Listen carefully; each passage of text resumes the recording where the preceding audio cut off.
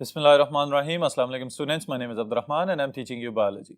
Students, in this session we are going to discuss a very important gland and with a very important secretion, that is pancreas, और इसकी secretions insulin और glucagon के नाम से आप जानते हैं. बुनियादी तौर पे pancreas दो तरह के functions perform कर सकता है, exocrine as well as endocrine. किस किस तरह से ये काम कर रहा है इसकी डिटेल्स बोर्ड पे देखते हैं. जी students, pancreas is another endocrine gland. अब इस एंडोक्राइन ग्लैंड की एक खास बात स्टूडेंट्स ये है कि आमतौर पे हम सिर्फ ये समझते हैं कि इसका काम डाइजेशन के साथ रिलेटेड है, और दूसरी तरफ जब हम देखते हैं तो हमें पता चलता है कि इंसुलिन पैदा करने के हवाले से भी इसकी बहुत ही ज्यादा सिग्निफिकेंस है, क्योंकि ग्लूकोज मेटाबॉलिज्म को कंट्रोल करने के लिए चंद एक दूसरे असिस्टिव हार्मोन्स के साथ जो प्राइमरी हार्मोन काम कर रहा है, दैट इज इंसुलिन. ऑलराइट, तो इस बुनियाद पे सबसे पहले नंबर पे तो आप ये बात याद रखें कि पेंक्रियाज है कहां पे. आपके एब्डोमिनल कैविटी के अंदर जहां पे ड्यूडेनल कर्व बन रहा है वहां पे ये खुबा हुआ नजर आता है. तीन बुनियादी तौर पे इसके हिस्से बनाए जाते हैं. अगले हिस्से को हम कहते हैं हेड ऑफ द पेंक्रियाज, दरमियान वाले हिस्से को हम कहते हैं बॉडी ऑफ द पेंक्रियाज, और पिछले हिस्से को जो कि थोड़ा सा नुकीला नजर आता है उसे हम कहते हैं tail of the pancreas. Alright, अब इस पेंक्रियाज की जो शोहरत है वो क्या है? Pancreatic juice. पेंक्रियाटिक जूस तो डाइजेशन के हवाले से इंपॉर्टेंट है, और दूसरी वजह शोहरत क्या है? Insulin production. तो अब अगर ये दो डिफरेंट डोमेन्स को रेगुलेट कर रहा है तो इस बुनियाद पे स्टूडेंट्स ये बात याद रखिएगा कि हम ये कह सकते हैं pancreas is a dual gland. It performs double function, exocrine function as well as the endocrine function. Exocrine function किस तरह से परफॉर्म करता है कि जब कभी भी आप डाइजेस्टिव प्रोसेस को कंटिन्यू कर रहे होते हैं, पेंक्रियाटिक जूस को पैदा करवाना जो कि डायरेक्टली पेंक्रियाज की पेंक्रियाटिक डक्ट से जा रहा है ड्यूडेनम के अंदर, और फिर उसके साथ ही साथ दूसरी जानिब जब हम एंडोक्राइन फंक्शन की बात करते हैं तो हमें पता चलता है कि इंसुलिन और ग्लूकागॉन वगैरह काम कर रहे हैं जो डायरेक्टली ब्लड के अंदर भेजे जा रहे हैं. ऑलराइट स्टूडेंट्स, तो ये हार्मोन्स और ये इसकी एंजाइमेटिक सिक्रीशंस ये मिलके इसको ड्यूअल ग्लैंड या डबल फंक्शनिंग ग्लैंड का ओहदा दे रहे हैं. ऑलराइट, अब अगर हम फर्दर स्टूडेंट्स इसकी स्टिमुलेशन की बात करें तो आपके ज़हन में फौरी तौर पे ये बात आ जानी चाहिए कि अगर हम इसके एंडोक्राइन फंक्शन की बात करेंगे तो एंडोक्राइन फंक्शन में the most important hormone is insulin. Alright, और दूसरी तरफ ग्लूकागॉन भी काम कर रहा है, लेकिन इंसुलिन जो है it is directly related to the amount और the concentration of the glucose present inside the blood, जिसको हम ब्लड ग्लूकोज लेवल्स भी कह सकते हैं. तो सबसे अहम तरीन डायरेक्ट स्टिमुलेशन किस चीज की है कि आपके खून के अंदर जो शुगर की जो परसेंटेज मौजूद है उसकी. फिर उसके साथ ही साथ और दो ट्रॉफिक हार्मोन्स या trophic secretions that are coming from the pituitary, they also have the ability to stimulate the pancreas to produce insulin as well as the glucagon. और वो कौन कौन से दो हार्मोन्स हैं? पहले नंबर पे आप याद रखेंगे सोमेटोट्रॉफिक हार्मोन, और दूसरे नंबर पे आप याद रखेंगे एड्रेनोकॉर्टिकोट्रॉफिक हार्मोन. ऑलराइट स्टूडेंट्स, चूंकि सोमेटोट्रॉफिक हार्मोन ने क्या करवाना है? बॉडी की ग्रोथ. तो ग्रोथ के लिए जो रिएक्शंस हो रहे हैं उसके लिए जो एनर्जी चाहिए वो ग्लूकोज को तोड़ने से मिलेगी. तो ग्लूकोज के लेवल्स को हाई करवाया जाएगा, तब जाके ग्लूकोज अपने रिजर्व या स्टोर्ड एरिया से निकल के बाहर आएगा, फिर उसको तोड़ा जाएगा और उसे एनर्जी बनाई जाएगी और बॉडी की ग्रोथ करवाई जाएगी. इन द मीन टाइम दूसरा हार्मोन जो एड्रेनोकॉर्टिकोट्रॉफिक हार्मोन है उसके पास भी कुछ इस तरह की सिक्रीशंस हैं जिन्हें हम कहते हैं they are the glucocorticoids. They also increase the amount of glucose with in the blood. Alright students, तो इस बुनियाद पे हम ये कह सकते हैं कि इन दोनों की स्टिमुलेशन तो अपनी जगह पे, लेकिन असल में जो मेन स्टिमुलेटर है वो कौन है? The percentage or the level of the glucose present within the blood directly stimulates the pancreas to produce insulin. Alright students, तो ये है direct stimulation. अब one by one in points को आप किस तरतीब के साथ याद रखेंगे इनको भी देख लीजिए. सबसे पहले नंबर पे it is a soft and elongated organ comprising of head, body and tail. Alright, stimulation कौन कौन करवा रहा है? It is under the control of the pituitary trophic hormones, somatotrophic hormone and adrenocorticotrophic hormone. Respond directly to the blood glucose level. Endocrine function के लिहाज से ये वाला पॉइंट अपने ज़हन में जरूर रखिएगा कि इसकी डायरेक्ट स्टिमुलेशन ज्यादा सिग्निफिकेंट है in maintaining the homeostasis of the glucose with in the blood. Alright students, फिर उसके बाद डबल ग्लैंड या ड्यूअल फंक्शन जो इसको हम कह रहे हैं, pancreas are exocrine as well as endocrine. आपके एमडीकैट के लेवल का ये स्टेटमेंट है स्टूडेंट्स, इसको ज़हन में जरूर रखिएगा. एक्सोक्राइन फंक्शंस की जब हम बात करते हैं तो आपके ज़हन में फौरन ये आना चाहिए कि डाइजेशन के साथ रिलेटेड है. तो डाइजेशन में ये क्या कर रहा है? स्पेशलाइज्ड सेल्स मौजूद होते हैं पेंक्रियाज के अंदर. जब हम इसकी एनाटॉमी देखते हैं तो हमें पता चलता है कि इसके पास इसके अंदर वेन्स और फिर वेनलेट्स की तरह के स्ट्रक्चर्स मौजूद हैं, ऑलराइट, जो कि छोटे छोटे ट्यूब्स और ट्यूब्यूल्स की फॉर्म में नजर आते हैं। और फिर उसके साथ ही साथ स्टूडेंट्स इनके एंड्स पे जाके स्पेशलाइज्ड सेल्स नजर आते हैं जिनको हम कहते हैं एसिनर सेल्स, ऑलराइट। ये जो एसिनर सेल्स हैं पेंक्रियाज के, ये सिक्रीट करने की सलाहियत रखते हैं पेंक्रियाटिक जूस को, और पेंक्रियाटिक जूस आपको याद होना चाहिए ड्यूडेनम के अंदर जाके डाइजेशन को कंट्रोल कर रहा होता है। और इसमें कौन कौन से एंजाइम्स मौजूद हैं? The enzymes include trypsinogen, lipase, amylase जिसको हम पेंक्रियाटिक एमिलेज भी कहते हैं, और पेप्टिडेज जिनको फर्दर हम एक्सोपेप्टिडेजेस और एंडोपेप्टिडेजेस में क्लासिफाई कर सकते हैं। तो ये इसका एक्सोक्राइन हार्मोन वाला हिस्सा, यानी कि ये वो पार्ट है कि जो अलहदा से एंजाइमेटिक सिक्रीशन सिक्रीट कर रहा है और क्या करेगा, आपके डाइजेशन को रेगुलेट करेगा with in the small intestine, और to be more precise with in the first part of the small intestine, alright students. फिर इसके साथ एंडोक्राइन फंक्शन की अगर हम बात करें, जिसपे हमारा मेन फोकस है इस टॉपिक का, तो इसमें कौन कौन से पॉइंट्स आप याद रखेंगे स्टूडेंट्स, ये भी सुनते जाएं। जी स्टूडेंट्स, सबसे पहली चीज जो यहां पे आप एंडोक्राइन फंक्शन के लिहाज से याद रखेंगे वो ये है कि बिल्कुल उसी तरह के जैसे एक्सोक्राइन स्टिमुलेशन या सिक्रीशन के लिए एसिनर सेल्स मौजूद हैं, इसी तरह पेंक्रियाज के अंदर छोटे छोटे सस्पेंडेड ग्लोब्यूलर स्ट्रक्चर्स नजर आते हैं जिन्हें हम कहते हैं islets of Langerhans. Islets of Langerhans के अंदर भी क्यूबॉइडल सेल्स मौजूद हैं, और इन क्यूबॉइडल सेल्स के पास खास किस्म की सिक्रीशंस सिक्रीट करने वाले स्पेशलाइज्ड सेल्स मौजूद हैं, जिनको हम डिफरेंशिएट कर रहे हैं यहां पे into 3 major types, alright students. पहले नंबर पे अल्फा सेल्स, दूसरे नंबर पे बीटा सेल्स और तीसरे नंबर पे डेल्टा सेल्स, ऑलराइट। दरमियान में गैमा सेल्स भी मौजूद हैं जो कि कुछ बुक्स में डिस्कस किए जाते हैं मोस्टली, लेकिन ज्यादातर हम इन्हीं 3 सेल्स की बात करते हैं, ऑलराइट। इसमें अब आप अपने जहन में ये रखेंगे कि alpha cells they are less in number and they secrete glucagon, alright. दूसरी तरफ the beta cells they are larger in number, ज्यादा तादाद में पाए जाते हैं, और they have the ability to secrete insulin, the most significant hormone of the glucose metabolism। और फिर इसके बाद तीसरे नंबर पे जो डेल्टा सेल्स जिनकी हम बात कर रहे हैं स्टूडेंट्स, they secrete somatostatins, और इनका काम क्या होता है कि ये इन दोनों पिछले सेल्स की सिक्रीशंस को कंट्रोल करते हैं कि इंसुलिन कहीं ओवर सिक्रीशन में या ग्लूकागॉन कहीं ओवर सिक्रीशन में ना चला जाए, तो इनको मॉनिटर करना और फिर उसके बाद रेगुलेट करवाना, ये सोमेटोस्टेटिन्स का काम हो सकता है, ऑलराइट स्टूडेंट्स। अब इसमें से हम फर्दर वन बाय वन अगर डिस्कस करें तो the first one is insulin. Insulin is secreted by the beta sales, alright students. चूंकि तादाद में ज्यादा हैं तो ये बात ध्यान में रखिएगा कि इनकी सिक्रीशंस भी ज्यादा होंगी, लेकिन जो काम ये परफॉर्म कर रहे हैं वो आपके जहन में आ जाना चाहिए कि असल में जैसे ही बॉडी में किसी भी जगह से ये मैसेज रिसीव होगा कि नाउ द परसेंटेज और the level of the glucose is rising with in the blood, तो फौरी तौर पे इंसुलिन को सिक्रीट किया जाएगा, और इंसुलिन पैदा होते साथ ही फौरन ग्लूकोज की कंसंट्रेशन को कम कर देगा। लेकिन इस मिकदार में कमी के पीछे बहुत सारे टेक्निकल स्टेप्स मौजूद हैं। वन बाय वन जो फंक्शंस आपने याद रखने हैं इनको भी डिस्कस करते हैं स्टूडेंट्स। सबसे पहला और अहम तरीन फंक्शन क्या है? It depresses the blood glucose levels, कि आपकी बॉडी के अंदर जो ग्लूकोज की मिकदार है, अगर आपके इनटेक की वजह से या ग्लाइकोजन के टूटने की वजह से या एडिपोज टिश्यू में से फैट्स के टूटने की वजह से या प्रोटीन्स के टूट के ग्लूकोज में कन्वर्ट होने की वजह से, जिस अमल को हम नाम देते हैं ग्लूकोनियोजेनेसिस, इन तमाम प्रोसेसेस में से किसी भी वजह से अगर ग्लूकोज की कंसंट्रेशन बढ़ रही है तो insulin will be the proctor, ये यहां पे लीड करेगा और फौरी तौर पे ग्लूकोज लेवल को कम करना शुरू कर देगा। फर्दर जो स्टेप्स इंसुलिन फॉलो करवा रहा है, किस तरह से ग्लूकोज की कंसंट्रेशन को कम करता है, ये भी याद रखें। पहले नंबर पे आप याद रखेंगे कि इंक्रीज द ग्लाइकोजन सिंथेसिस, यानी कि ग्लूकोज को कन्वर्ट किया जाएगा into the glycogen with in the liver and muscles. और ग्लाइकोजन को हम क्या कहते हैं? It is the animal starch, it is the reserve form और stored form of glucose with in the body, alright students.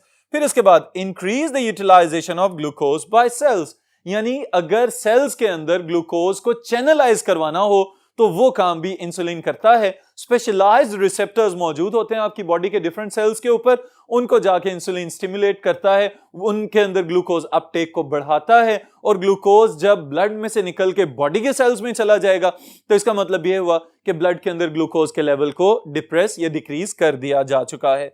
Then stimulate conversion of glucose to lipids and proteins. ये points भी student समझने वाले हैं कि lipids lipogenesis का अमल यानी lipids बनवाना इस अमल को भी डायरेक्टली आपका इंसुलिन ही रेगुलेट कर रहा है और लिवर के अंदर ये काम किया जा रहा होता है। किस तरह से ये काम मुकम्मल किया जाता है कि ग्लूकोज को कन्वर्ट किया जाएगा into acetyl co enzyme A और एसिटाइल को ए जिसे हम कहते हैं, और फिर उसके बाद फौरी तौर पे इसको ट्रांसफर कर दिया जाएगा इनटू एसाइल ग्लिसरोल्स और एसाइल ग्लिसरोल्स को फिर एडिपोज टिश्यू के अंदर स्टोर कर दिया जाएगा।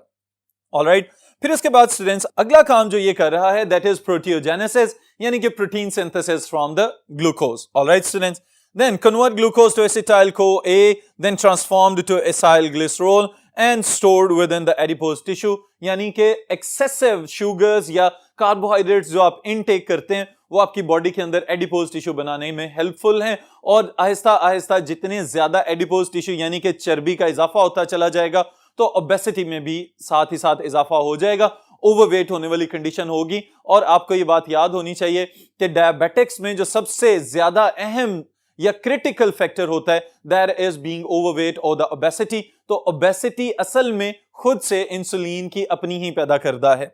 ऑलराइट स्टूडेंट्स, फिर उसके साथ आप जो चीज याद रखेंगे that is it convert amino acids to proteins in liver. ये कन्वर्जन का काम भी आपके जिगर में मुकम्मल किया जा रहा है। These are different types of functions that are performed by the insulin, और इन तमाम फंक्शंस परफॉर्म करने के बाद इंसुलिन इस काबिल होता है कि आपकी बॉडी को हेल्थी और एक्टिव रखे, क्योंकि जिस किसी दिन आपकी बॉडी के अंदर शुगर इनटेक बहुत ज्यादा हो चुका होगा उस दिन आप हो सकता है कि बहुत ज्यादा फ्रेश फील ना करें।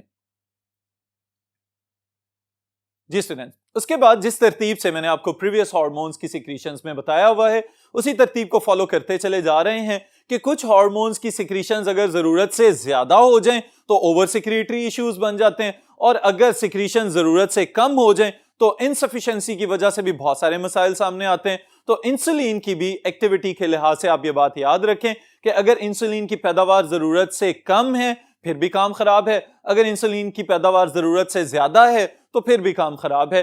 पहले नंबर पे हम स्टडी करेंगे about the diabetes mellitus that occurs due to under secretion और complete failure of secretion of the insulin. Alright students, तो डायबिटीज जिसे हम शुगर या ज़ियाबितिस की बीमारी कहते हैं, आप इस नाम से और इस लफ्ज से बखूबी वाकिफ हैं, क्योंकि आजकल हमारी सोसाइटी में बहुत सारे अफराद ऐसे हैं कि जो जैसे ही 35 साल की एज क्रॉस करते हैं तो फौरी तौर पे उनके अंदर इसमें से कुछ ना कुछ असरात या कुछ ना कुछ अलामात जरूर नमूदार होती हैं कि जिसकी वजह से उनकी बॉडी का ग्लूकोज लेवल मुसलसल हाई रहना शुरू हो जाता है, जिसकी एक बड़ी वजह हाइपरटेंशन वगैरह भी हो सकती है। ऑलराइट स्टूडेंट्स, अब अगर हम इसके अलामात या सिम्टम्स की बात करें तो आप क्या याद रखेंगे? High levels of blood sugar, जो स्टैंडर्ड्स हमने सेट किए हुए हैं कि इतनी वैल्यू अगर ब्लड के अंदर होगी जो ऑप्टिमम वैल्यू है ग्लूकोज की पर 100 ml ऑफ द ब्लड तो फिर तो ठीक है, लेकिन अगर उससे एक्सीड होना शुरू हो जाए और मुस्तकिल तौर पे ही हमेशा ही ये वैल्यू बढ़ी रहे तो फिर हम कहते हैं कि now this person is a diabetic, इस बंदे को शुगर का मर्ज हो चुका है।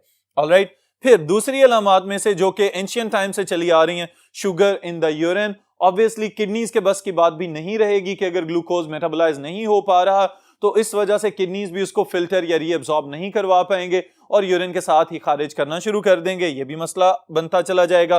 फिर उसके बाद disturbance of bodies osmotic equilibrium. Obviously जब सोल्यूट लेवल्स जिनको एक खास मिकदार या एक खास रेंज में सेट किया हुआ है through the osmoregulation by the hypothalamus, अगर इसके अंदर भी शुगर्स का लेवल मुसलसल हाई रहेगा तो उसकी वजह से बाकी इलेक्ट्रोलाइट इम्बैलेंस वगैरह और शुगर के लेवल्स भी एबनॉर्मल लेवल में चले जाएंगे। तो इसका मतलब ये होगा कि अब ये बंदा मुसलसल ऑस्मोटिक इक्विलिब्रियम को भी मेंटेन नहीं कर पा रहा।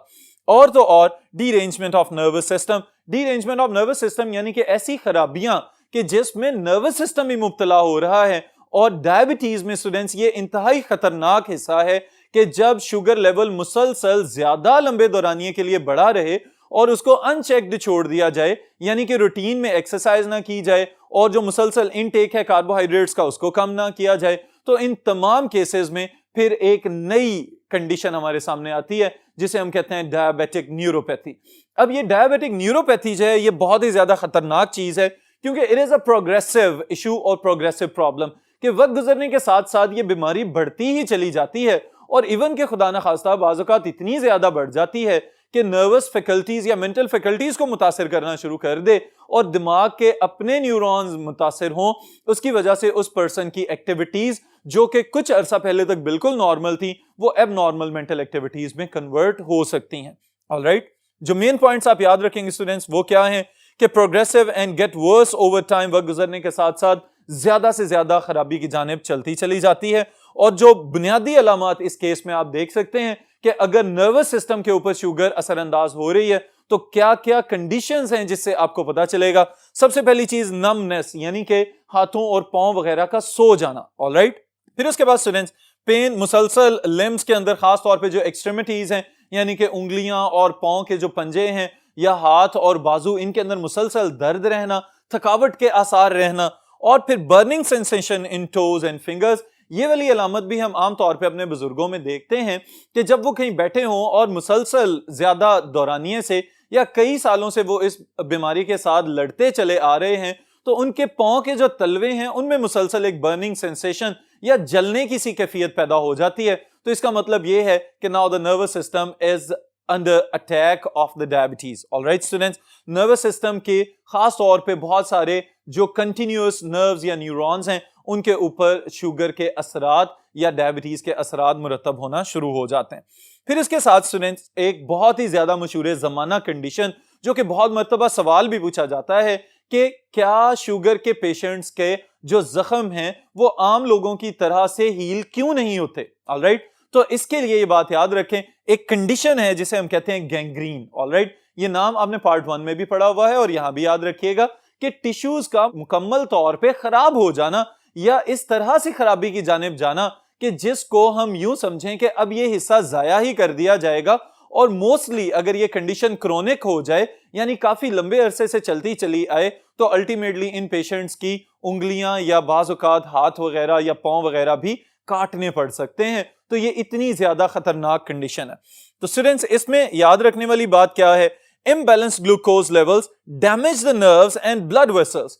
अब नर्व्स को भी डैमेज कर रहा है और ब्लड वेसल्स को भी डैमेज कर रहा है। तो इसका मतलब यह है कि हमारी बॉडी की जो एक्सट्रीमिटीज हैं, अगेन द फिंगर टिप्स वगैरह और टोज वगैरह जो हैं, वहां तक ब्लड सप्लाई जाएगी ही नहीं। जब ब्लड सप्लाई नहीं जाएगी तो ऑक्सीजन नहीं सप्लाई की जा रही, ऑक्सीजन सप्लाई नहीं की जा रही तो इसकी वजह से वो टिश्यूज आहिस्ता आहिस्ता डेड होना शुरू हो जाएंगे और फिर हम कहेंगे कि now this condition is the gangrene. और इन सारी चीजों में अगर हम इंजरी की बात करते हैं कि किसी भी डायबिटिक पेशेंट को अगर जख्म हो जाता है तो उस सूरत में भी स्टूडेंट्स ये बात तो जहन में होनी चाहिए कि ब्लड वेसल्स वहां तक जाएंगे और ब्लड की सप्लाई करेंगे तो फिर जाके कहीं आपकी ब्लड क्लॉटिंग प्रोटीन्स वहां पे अपना काम परफॉर्म कर सकेंगी। तो अगर ब्लड वेसल्स ही डैमेज हो गए हैं और ब्लड की सप्लाई ही नहीं है उस जगह पे तो ऑक्सीजन तो ना होना एक अलग फैक्टर है, आपके ब्लड क्लॉटिंग प्रोटीन्स भी वहां तक नहीं पहुंच रहे तो वो जख्म उसी तरह से खराबी की जानिब चला जाएगा और फिर उसमें भी गैंग्रीन के आसार नजर आना शुरू हो जाएंगे।